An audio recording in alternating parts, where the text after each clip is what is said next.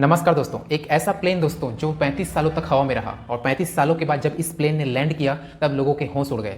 Imagine कीजिए दोस्तों कि कोई एरोप्लेन जो है वो एक स्थान से दूसरे स्थान के लिए उड़ान भरता है और 35 सालों तक हवा में रहता है। क्या यह पॉसिबल है दोस्तों? बहुत सारे लोग इस घटना को टाइम ट्रेवल से जोड़ते हैं दोस्तों, तो कुछ लोग इस कहानी को भूतिया कहानी भी मानते हैं।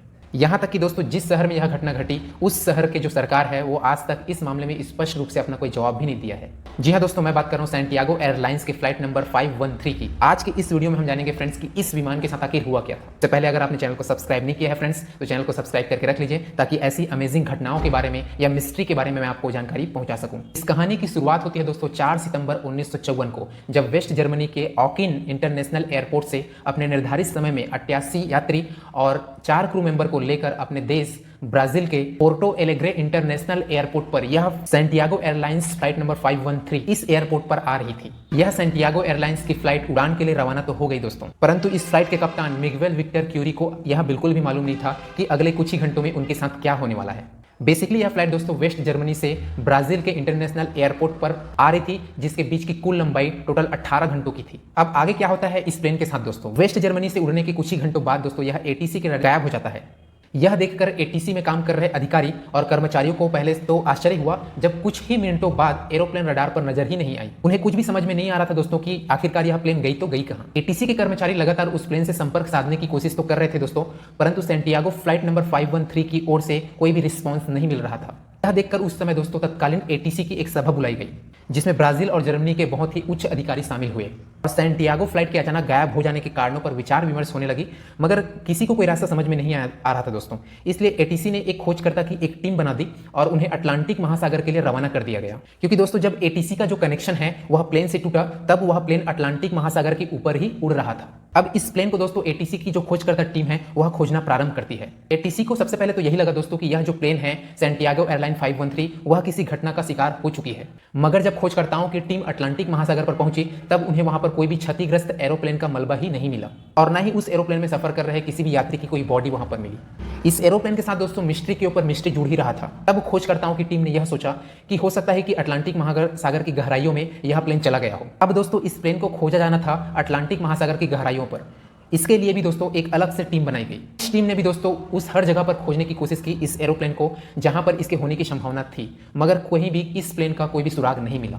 सैंटियागो एयरलाइन 513 की खोज जारी रही दोस्तों। कुछ महीने बीत गए, कुछ साल बीत गए, परंतु इसका कहीं भी कोई पता नहीं मिल पा रहा था। करीब 2 साल तक दोस्तों इस फ्लाइट को खोजने के लिए सर्च ऑपरेशन चला, मगर कोई भी सफलता नहीं मिली। आखिरकार इस सर्च ऑपरेशन को हमेशा के लिए बंद कर दिया गया दोस्तों। कई साल बीत जाते दोस्तों। अब तारीख आती है 12 अक्टूबर 1989 की, जब एक अज्ञात एरोप्लेन ब्राजील के पोर्टो एलेग्रे इंटरनेशनल एयरपोर्ट की ओर तेज गति से बढ़ता हुआ आ रहा था। यह एक अज्ञात एरोप्लेन था दोस्तों, जिसके बारे में एटीसी को कोई खबर ही नहीं था कि यह एरोप्लेन आखिर इस एयरपोर्ट पर कैसे लैंड कर रहा है।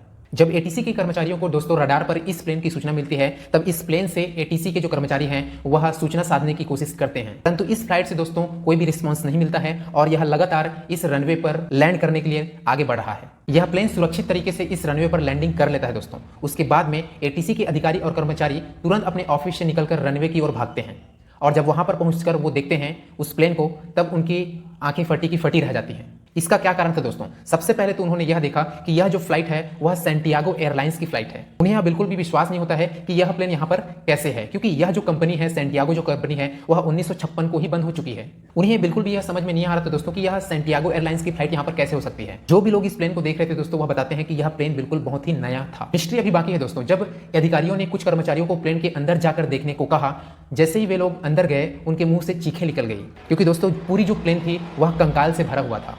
हर सीट पर कंकाल देखने के पश्चात दोस्तों बड़े ही हिम्मत पूर्वक जब उस प्लेन के कॉकपिट को खोला जाता है तब प्लेन चला रहे फ्लाइट के कप्तान मिगुएल विक्टर क्यूरी, उनके ही हाथों में प्लेन का कंट्रोल को वे पाते हैं और उनकी भी जो बॉडी है दोस्तों वह पूरी तरह से कंकाल बन चुकी है। बहुत सारे सबूतों को देखते हुए दोस्तों और सैंटियागो एयरलाइंस 513 को देखकर सब जान जाते हैं कि यह वही प्लेन है जो 35 साल पहले गायब हुआ था। पूरी दुनिया में यह बात फैल गई दोस्तों कि 35 साल पहले उड़ा एक प्लेन आज जाकर ब्राजील की धरती पर लैंड हुआ है। सभी पत्रकार और जो भी रिसर्चर्स थे वह इसके ऊपर जुट गए कि आखिरकार यह कैसे पॉसिबल है। सब अपनी अपनी थ्योरी देते हैं दोस्तों, परंतु एक बहुत ही फेमस थ्योरी ये आती है कि पत्रकार लोग ये कहते हैं कि यह जो फ्लाइट है वह टाइम ट्रेवल के भंवर में फंस गया होगा, जिसकी वजह से यह फ्लाइट लगभग 10 से 12 घंटे ही हवा में रहा होगा, परंतु टाइम ट्रेवल की वजह से ये इस फ्लाइट को आने में टोटल 35 साल लग गए। जब सरकार को इस बारे में पूछा गया दोस्तों, तो ब्राजील की सरकार ने इस घटना को बहुत ही छुपाने की कोशिश की। सैंटियागो फ्लाइट नंबर 513 में मरे हुए लोगों के परिजन ब्राजील की सरकार से लगातार इसका जवाब मांगे, परंतु ब्राजील की सरकार दोस्तों अपने आप को इस घटना से बचाने की कोशिश करने लगी। यह घटना उस साल की सबसे बड़ी घटना है दोस्तों, परंतु आज तक ब्राजील की सरकार इस घटना से अपने आप को बचाती आ रही है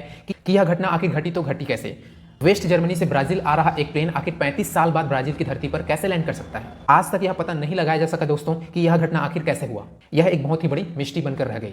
उम्मीद करता दोस्तों कि सैंटियागो फ्लाइट नंबर 513 की कहानी आपको दिलचस्प लगी होगी और आपको भी उत्सुकता जागा होगा कि आखिरकार यह कैसे हो सकता है और आखिर टाइम ट्रेवल की घटना आखिर क्या होती है। टाइम ट्रेवल के ऊपर एक स्पेशल वीडियो मैं लाने वाला हूँ फ्रेंड्स।